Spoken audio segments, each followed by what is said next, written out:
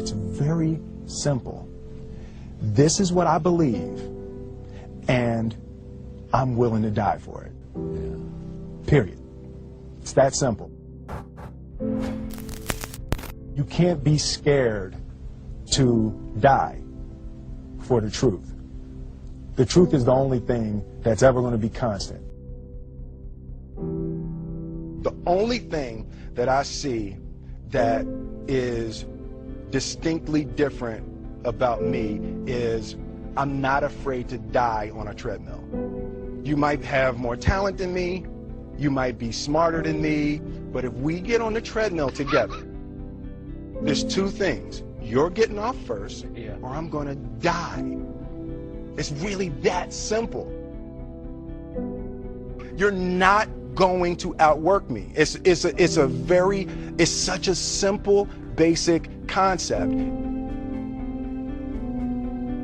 The guy who is willing to hustle the most is going to be the guy that just gets that loose ball. You know, he got two.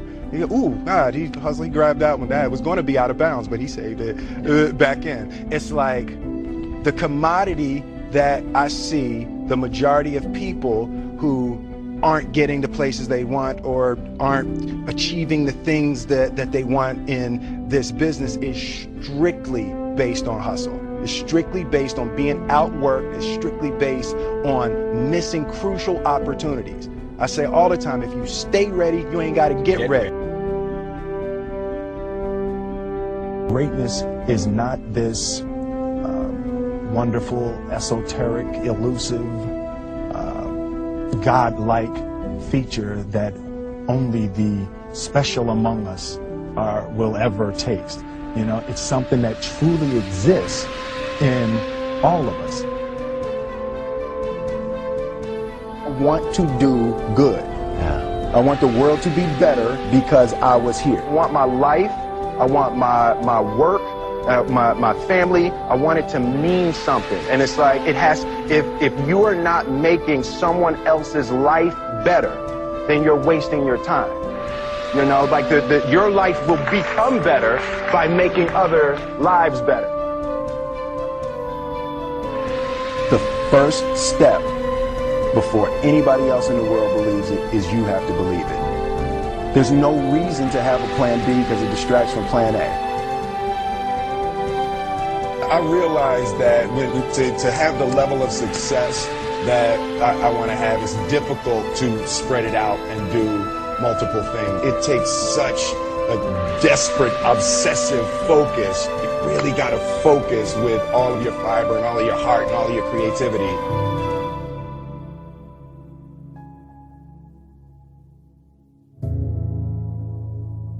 I've never really viewed myself as particularly talented. Where I excel is ridiculous, sickening work ethic. You know, while the other guy's sleeping, I'm working. While the other guy's eating, I'm working. The road to success is through commitment and through the strength to drive through that commitment when it gets hard. And it is going to get hard and you're going to want to quit sometimes, but it'll be colored by who you are and more who you want to be. Being realistic is the most commonly traveled road to mediocrity. Why would you be realistic? What's the point of being realistic? Yeah, I'm going to do it. It's done. It's already done. The second I decide it's done, it's already done. So now we just got to wait for y'all to see. I'm motivated by fear. Fear. You know? Fear of what? Fear of fear. I hate being scared to do something. And I think what developed in my early days was the attitude that I started attacking things that I was scared of. I don't want to be an icon. I want to be an idea. You know, I want to represent an idea. I want to represent possibilities. I want to represent magic, right?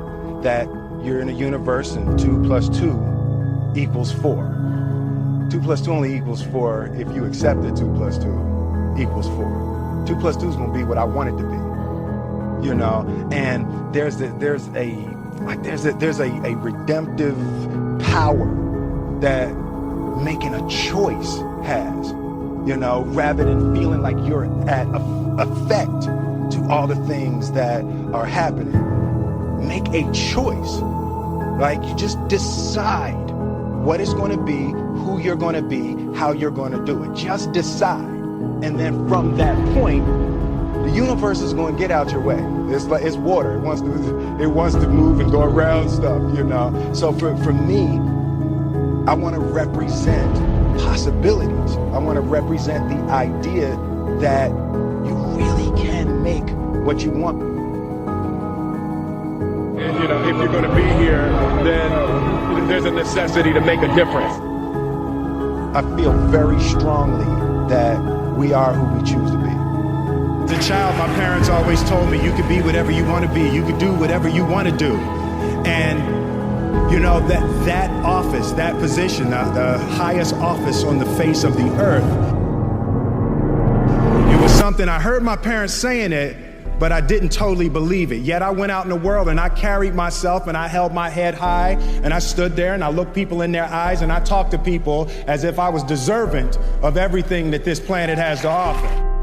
This one year, my father had his shop and he decided for whatever reason that he wanted a new wall on the front of his shop. So he tore down probably about 16 feet high and probably about 30 feet long. He just completely tore the wall down, and my brother and I had to dig a 6-foot hole. We would mix in the concrete by hand.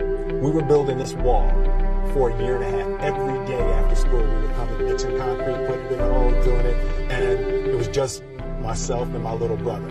And I remember standing back, looking at that wall, saying, there's going to be a hole here forever. A year and a half later, we laid the final brick. And my father stood back and he looked at me and my brother and said, don't y'all never tell me that you can't do something. And walked into the shop. And I learned very young, you don't try to build a wall. You don't set out to build a wall.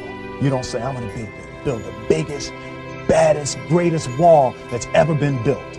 You don't start there. You say, I'm going to lay this brick as perfectly as a brick can be laid. There will not be one brick on the face of the earth that's going to be laid better than this brick that I'm going to lay in this next 10 minutes. And you do that every single day. Soon you have a wall. And I think psychologically, the advantage that gives me over a lot of people that I have been in competition with in different situations is it's difficult to take the first step when you look how big the task is. The task is never huge to me. We didn't grow up with the sense that where we were was where we were going to be. You know, we grew up with the sense that where we were almost didn't matter because we were becoming something greater.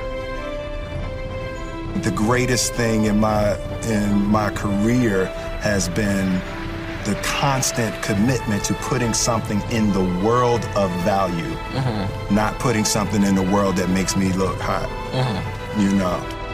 So I think as long as you can stay focused on delivering your art and delivering yourself and delivering your energy and delivering your ideas for the world to be better. Difference between depression and joy, right? And I think it's purpose, right? It's like when you wake up in the morning and your life means something to somebody other than you, that you have a purpose. If you don't go do the things that you're going to do, people's lives will suffer.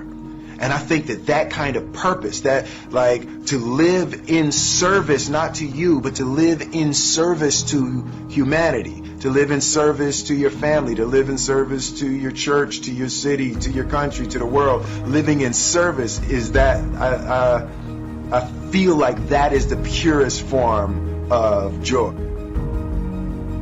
The separation of talent and skill is one of the greatest misunderstood concepts for people who are trying to excel, who have dreams that want to do things. Talent you have naturally. Skill is only developed by hours and hours and hours of beating on your craft.